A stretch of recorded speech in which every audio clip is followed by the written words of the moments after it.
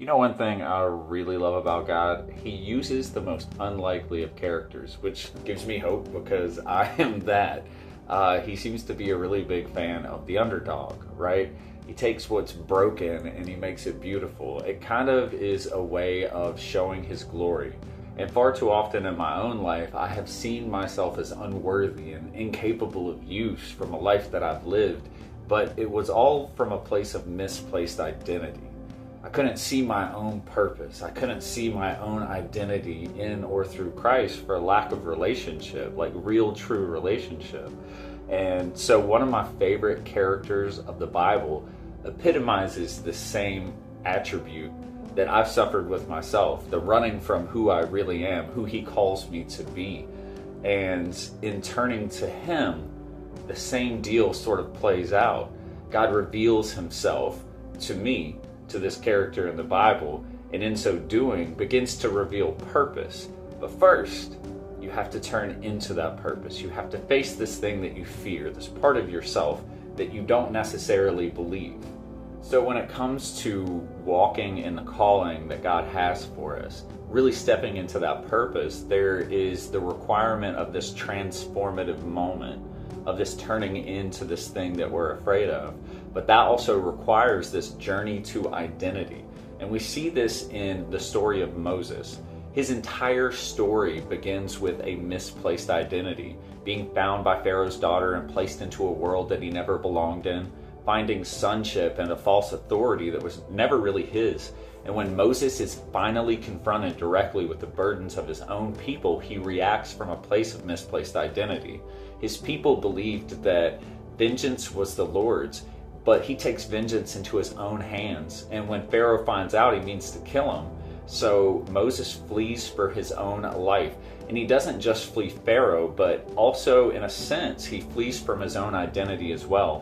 Which is interesting to me because Pharaoh and his authority, in reference to us, would represent the identity that the enemy gives us through this fallen world. And when Moses steps outside of that identity for the first time, Pharaoh immediately turned on him.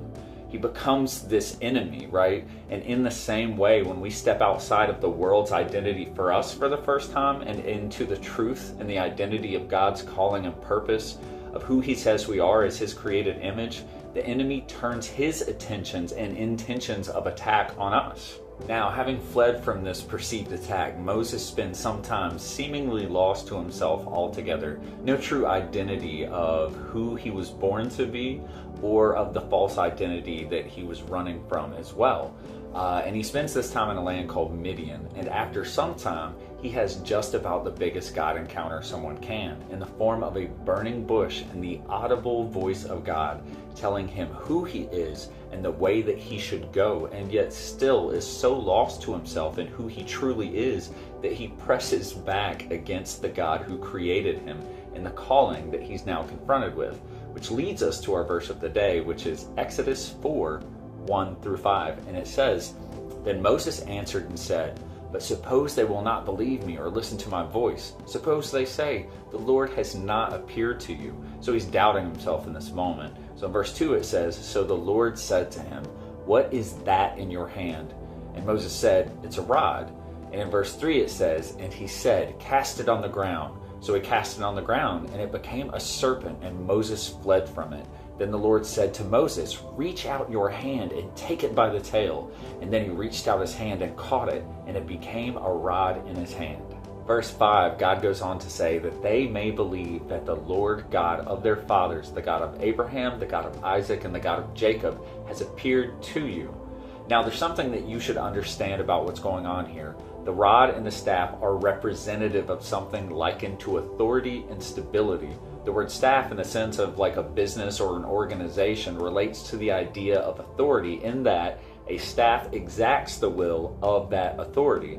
And with a rod, in the sense of something like a walking stick, for example, is something that would feel out your path for you, ahead of you, going before you, and also being something that you can lean upon, which is representative of stability, solidity, and tradition, which can lead to a sort of chaotic yin and yang dichotomy, in the sense that a reliance upon tradition can lead to this rod becoming a snake of sorts that if one is not careful, an over-reliance on of tradition can become a serpent that bites with a deadly poison, releasing chaos into one's life because they have allowed their direction to be misguided in their leanings and in their beliefs. So here, Moses is leaning on his own understanding, leaning on a way that seems right to him, the way that the world has conditioned him to think, his identity still obscured, still doubting himself and his own ability, even though God himself is assuring Moses that what he is calling him to do is divinely appointed,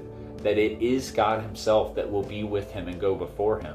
So God goes on to further exemplify and solidify his purpose, presence, and truth through the miraculous act of turning this rod that Moses has into a symbol that would transition from one state of being into a state of chaos and then ultimately into a symbol of authority.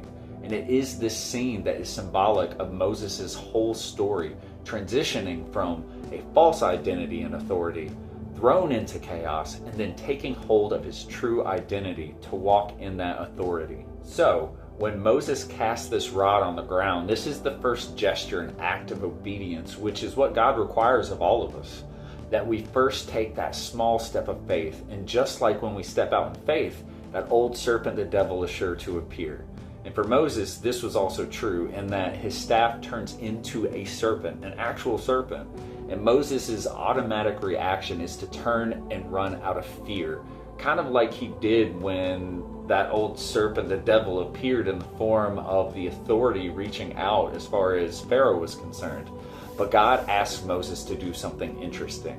He asks Moses to grab the serpent by the tail. And it's interesting because this was the most dangerous thing that Moses can possibly do in this moment.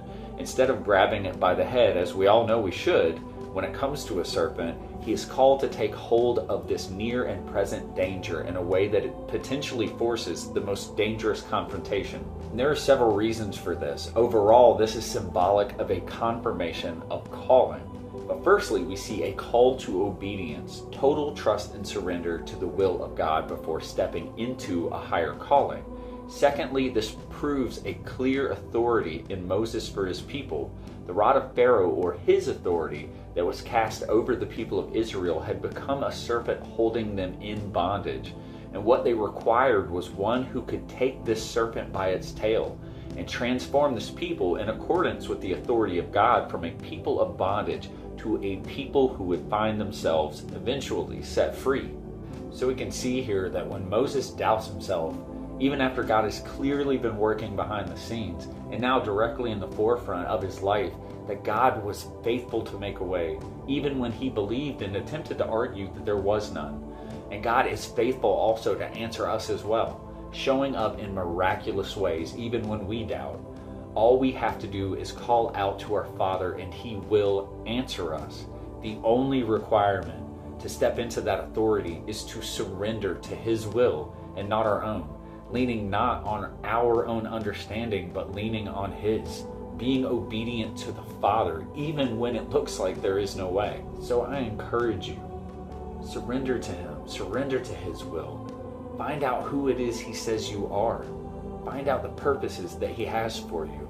And even when you don't believe that there is a way, trust in him because he is always faithful to make a way.